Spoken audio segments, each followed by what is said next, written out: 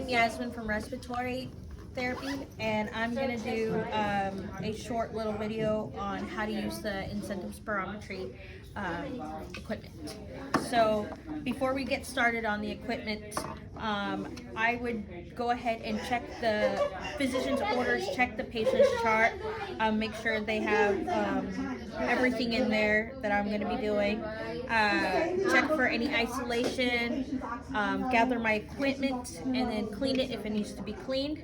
And I would enter the patient's room, do my hand hygiene, introduce myself and say, hi, I'm Yasmin from Respiratory. I'm here to do an incentive spirometry, and I'm going to show you how to use this equipment.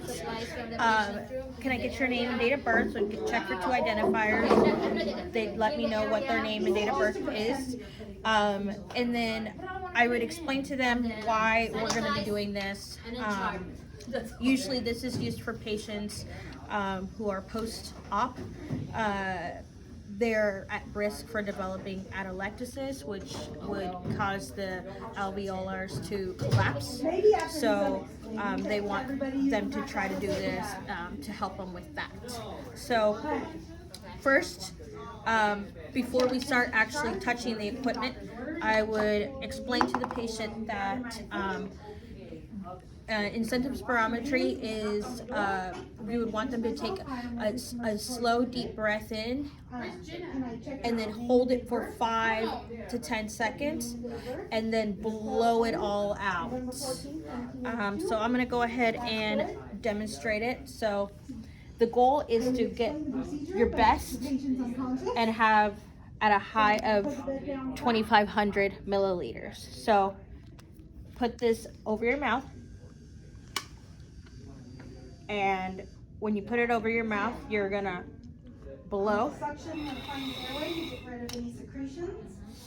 I'm gonna insert the oropharyngeal.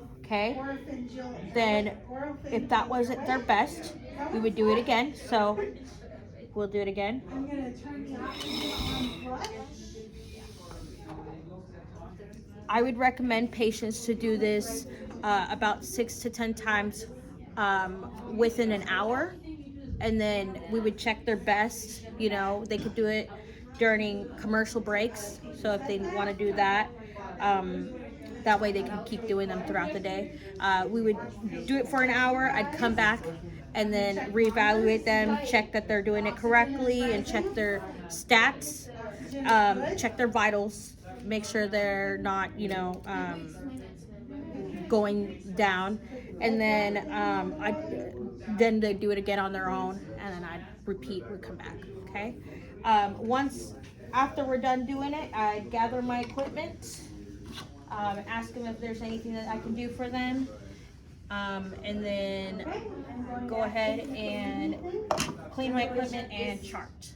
And that's No, now they're